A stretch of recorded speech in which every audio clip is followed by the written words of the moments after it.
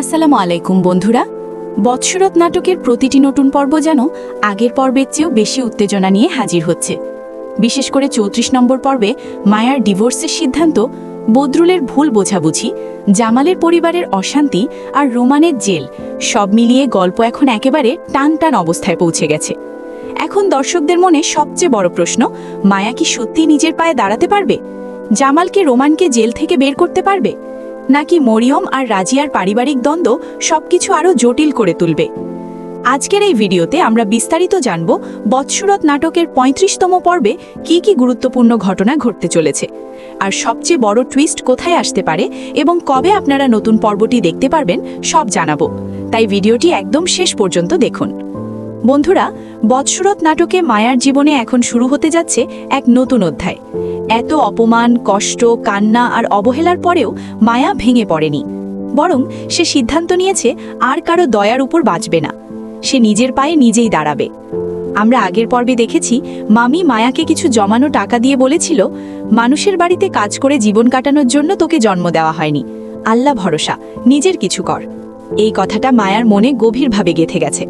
৩৫তম পর্বে আমরা দেখতে পারি মায়া মানুষের বাড়িতে কাজ না করে নিজের বাড়িতেই ছোট একটি ব্যবসা শুরু করার পরিকল্পনা করছে। জামাল একসময় তাকে পোল্ট্রি ফার্ম বা মুরগি পালনের পরামর্শ দিয়েছিল। হয়তো মায়া সেই কাজটাই শুরু করবে। হয়তো কয়েকটা মুরগি দিয়েই শুরু হবে তার নতুন জীবন। এই ছোট্ট পদক্ষেপই একদিন তার বড় সম্মানের কারণ হতে পারে। দর্শক হিসেবে এটা আমাদের জন্য সত্যিই আনন্দের বিষয়, কারণ মায়া সব সময় শুধু কষ্টই পেয়েছে। এবার যদি সে নিজের জন্য একটু সুখ খুঁজে পায়, সেটাই হবে তার সবচেয়ে বড় জয়। কিন্তু এখানেই শেষ নয়।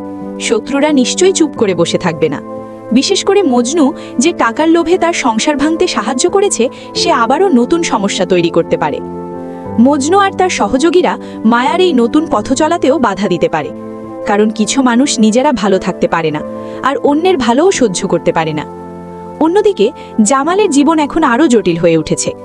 একদিকে তার ছোট ভাই রোমান জেলে, অন্যদিকে নিজের সংসারে অশান্তি, মরিয়মের অভিমান, শাশুড়ির চাপ আর একের পর এক ভুল বোঝাবুঝি। জামাল যেন চারদিক থেকে আটকে গেছে। সে শুধু একটাই জিনিস চায়, পরিবারটা যেন ভেঙে না যায়। ৩৫তম পর্বে আমরা দেখতে পারি জামাল রোমানকে মুক্ত করার জন্য আপ্রাণ চেষ্টা করছে। সে রহিম মোল্লার কাছে যাবে, চেয়ারম্যানের সাথে কথা বলবে, এমনকি নিজের সম্মান বিসর্জন দিয়েও ভাইকে বাঁচাতে চাইবে।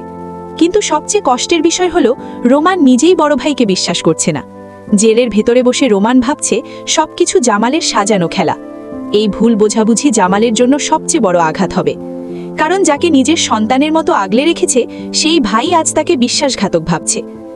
আরও বড় ধাক্কা আসবে যখন জামাল জানতে পারবে তার অনুপস্থিতিতে রাজিয়া লুকিয়ে বিয়ে করে স্বামী নিয়ে বাড়িতে উঠেছে। এই খবর শুনে জামাল একেবারে স্তব্ধ হয়ে যাবে।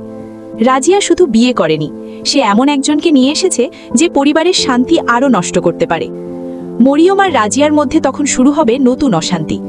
দুজনের মধ্যে কথার লড়াই, অপমান আর প্রতিশোধ, সব মিলিয়ে বাড়ির পরিবেশ আরও বিষাক্ত হয়ে উঠবে। জামাল কিভাবে এই পরিস্থিতি সামলাবে, সেটাই হবে ৩৫তম পর্বের সবচেয়ে বড় আকর্ষণ। এদিকে রহিম মোল্লা আর চেয়ারম্যানও বসে নেই। তারা নিজেদের স্বার্থে পুরো খেলাটা আরও ঘোলাটে করতে চাইবে। ৩৫তম পর্বের সবচেয়ে বড় চমক হতে পারে তাদের নতুন ষড়যন্ত্র। তারা হয়তো জামালকে ব্ল্যাকমেল করে বড় অঙ্কের টাকা হাতিয়ে নিতে চাইবে, কারণ তারা জানে জামাল পরিবারের জন্য সবকিছু করতে পারে। এই দুর্বলতাকেই তারা অস্ত্র হিসেবে ব্যবহার করবে। তবে সবচেয়ে বড় টুইস্ট আসতে পারে মায়ার দিক থেকে। যদিও এখন মায়া আলাদা থাকে, তবুও জামালের কঠিন বিপদের সময় সে কি আবার সামনে এসে দাঁড়াবে? সে কি নিজের কষ্ট ভুলে আবার এই পরিবারকে বাঁচানোর চেষ্টা করবে? এই সব প্রশ্নের উত্তর আমরা জানতে পারব নতুন পর্বে। তো দর্শক, এবার আসি ৩৫ নম্বর পর্বটি কবে আসবে। বৎসরত নাটকের ৩৫ নম্বর পর্বটি প্রচারিত হবে ২৪ এপ্রিল শুক্রবার ঠিক বিকেল ৩:৩০ মিনিটে। তো ভিউয়ার্স, আজকের ভিডিও এই পর্যন্তই। ভিডিওটি ভালো লাগলে অবশ্যই চ্যানেলটি সাবস্ক্রাইব করবেন।